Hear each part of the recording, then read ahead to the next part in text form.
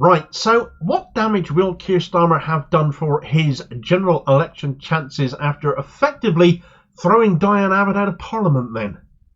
Well, the polls are showing Labour still flying high, aren't they? Still too early, of course, to reflect fallout from his abuse of Diane Abbott, but those big 20-plus point leads still showing Labour on course for a landslide.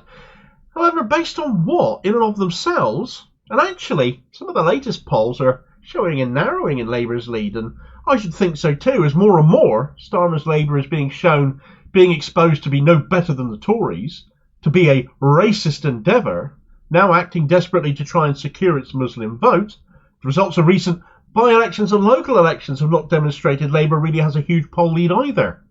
And this latest business involving Diane Abbott, a leading black female MP, the very first this country has ever had, compared to the treatment of other Labour MPs, white MPs have got, for doing or saying far worse than Abbott has been accused of, and getting away with no repercussions whatsoever. And nothing will underline that more if Abbott's seat goes to a white man next. Right, so Labour's racism is so bad now, has been for some time, so much so that it is referred to as Labour's hierarchy of racism. The only party that claims to be combating it by prioritise one form of racism over another, it seems. And slowly but surely a tightening in the polls is appearing in places, not everywhere. Those poll leads stubbornly giving Labour a massive lead. Electoral calculators predicting a landslide are starting to look more and more fanciful. And although you can be lulled into a bit of a false sense of security via social media, risk being caught in a bubble of like-minded people if you aren't careful, with mainstream media carrying some pretty damaging stories already for Starmer and co that we on the left, we in the independent media have also been talking about, finally starting to get exposed to more people for the liar and authoritarian that Starmer is. And of course some events that have happened quite recently won't yet be reflected in such voting intentions. So as much as YouGov might now be giving Labour a 27-point lead, eliciting much joy from the Carol Vordermans of this country, others, for example JL Partners, the previous latest poll to YouGov, gives Labour just a 12-point lead. Both would give the majorities. Polls are conducted amongst select people who choose to join such bodies and take part in them. And they're based on questions that each devise based on their own methodologies. So therefore, in and of themselves, on their own, polls are largely meaningless. However, trends between them are interesting to observe though. And I fully expect them to tighten across the board further as the election campaign wears on. It's still early days. The Tories, in my view, deserve extinction, don't get me wrong, but the reality is they'll likely only drop so far, and Labour's polling isn't necessarily reflecting the problems they are clearly having that are being rapidly exposed, and they're problems that are completely self-inflicted.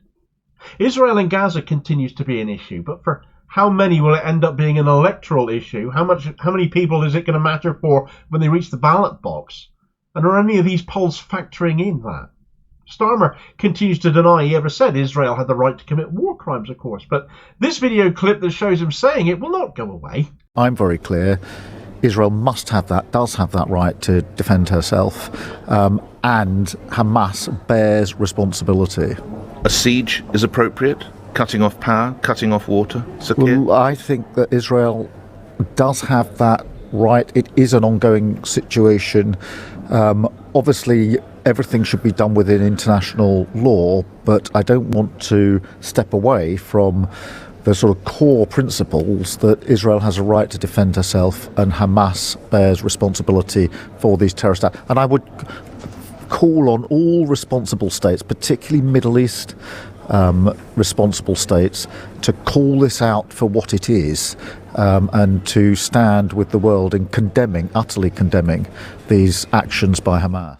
He sided with Israel. He remains on their side. He is a Zionist without qualification and has never apologised for saying what he said there, denying it ever happened. Starmer the liar. Then there is the matter of Labour policies barely being any different from the Tories. One of the worst that always springs to my mind is the two-child benefit cap, something he said he'd ditch, but now he's keeping it, and it's all based on not having the money. The money is always there if he chooses to make different choices, of course. He could choose to tax the rich more, impose a wealth tax. No, he's ruled that out. That's not going to happen, because ultimately they are who he wishes to represent. He wants our votes. He talks of service in his speeches. But that isn't service to us. And he talks of change, but the change is not one of policy, but of who Labour is filled with. Tories welcome, but the likes of Jeremy Corbyn and Diane Abbott, absolutely not. Diane Abbott, of course, is a significant figure in the news at this moment in time. I went over her case in a video yesterday, her suspension from the party over a reply to a newspaper, the wrong version of which got sent in. This time, but the time was running out for her to have her investigation completed, and the NEC was supposed to still be ruling in this, so we were told, so Starmer was telling us, so she could stand for Parliament again. And Starmer telling all of us, even up until yesterday, it was for the NEC to sort it out and resolve, only to discover that actually they resolved it back in December, and Starmer has been lying about all of this. Now it emerges that Diane Abbott has had the Jeremy Corbyn treatment too, in that she's been allowed to have the Labour whip back and be a Labour member, but barred from being allowed to stand for Parliament again for Labour. A 37-year political career, history making as the first black woman MP in this country, and out the door she goes. For what? For what reason? Yet other white MPs who did a lot worse than her have not had any action taken against them at all. She made a mistake. Others, well, they've done far worse. What Starmer has done to Diane Abbott is nasty, vindictive and cruel, but above all it's racist. She's broken through as a figure of inspiration for so many. She's laid the groundwork for other black female MPs who have followed in her footsteps, and has taken more racist abuse than any other politician ever. And if all you can do is think of time she muddled some numbers up, or fluffed her words, or point to this incident that she's been suspended over, sending the wrong version of a letter to the Observer which ended up implying she thought some sorts of racism were worse than others, which is literally what Starmer's hierarchy of racism is. The term coined by Martin Ford KC in the Ford report, the investigation he carried out into Labour Party abuses, indicated that this is what actually happens in the Labour Party he leads. Then you are frankly as bad as every other racist who has attacked her, because she has been so much more than that. Starmer's actions can quite easily be construed as Labour now joining in on that pile-on. Barry Shearman, the outgoing Labour MP for Huddersfield, made a comment on there being a run on silver shekels after two Jewish businessmen were denied peerages. He got away with an apology despite his anti-Semitic remark there. Demands he lose the whip came, but nothing of such sort ever did occur. Steve Reed referred to one of those aforementioned Jewish businessmen as well as a puppet master, another anti-Semitic trope, and he got away with just an apology too. No suspension, no investigation, no nothing. Then there was the case of Neil Coyle, who was suspended for having racially abused a journalist and who also had a sexual harassment case upheld against him. He was admitted back into the party after a period of suspension, but that ended before the investigation into his conduct was even concluded. Diane Abbott's case was concluded 5 months ago and she was kept out still.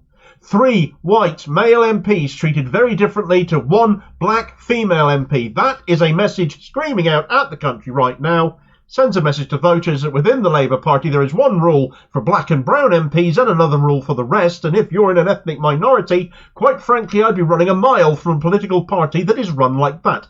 But it actually gets even worse than this. You see, Labour under Starmer know all about Diane Abbott's abuse, an abuse they are now complicit in by blocking her from standing for Labour and by treating her so differently to other white Labour MPs, because when an abusive attack recently came from a Tory donor, Frank Hester, I'm sure you remember the story, demonstrating that when it comes to the morality stakes, the Conservatives are equally as bad as Starmer's Labour is. But just going that one step further, Labour decided to use that attack by a Tory donor on Diane Abbott to raise money for themselves. They literally rode on Diane Abbott's abuse to solicit donations when Abbott herself is, so we're told now, no longer fit to stand for the Labour Party. And the irony of that letter now, in light of what they've done to Abbott since, is frankly staggering. This is disgraceful. The Tory party's biggest donor, Frank Hester, has been exposed for making racist comments. You can find what he's alleged to have said for yourself. It's all over the news. We are fuming. £10 million in their election fund from this man, and they are not giving it back. A huge amount of money, adding to their already huge financial advantage. They're so desperate to cling on to power that they'll happily ignore the racism, cover their ears and spend every penny. Their pockets are deep, but if you donate today, you can help us make real strides to close the huge fundraising gap between us and the Tories.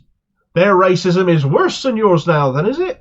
Are you ever going to act on the findings of the Ford report, which exposed multiple problems within the Labour Party on the matter of race, as well as other forms of harassment and bullying?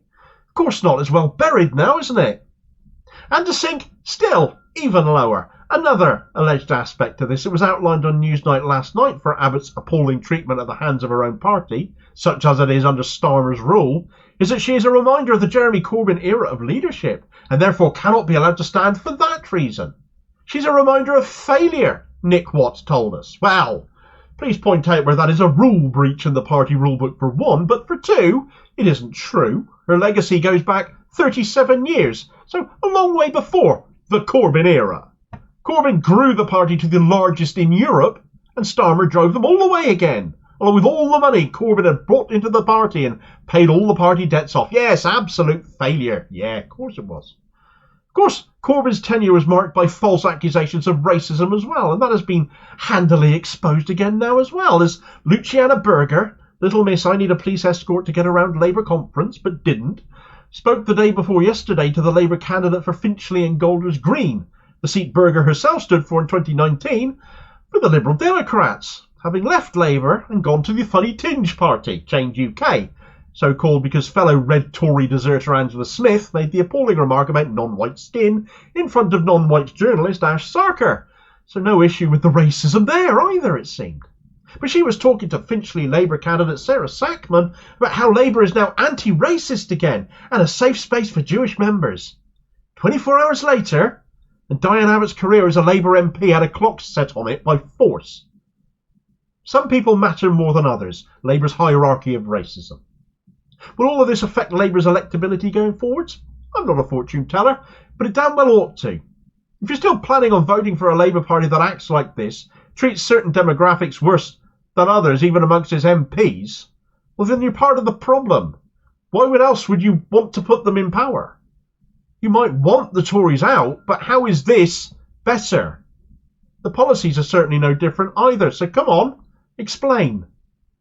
To get the full story on Diane Abbott's appalling treatment, what has happened in the last few days that has been so explosive, and the details of her mistreatment that has now finally come to light, check out this video recommendation here, and I'll hopefully catch you on the next vid. Cheers, folks.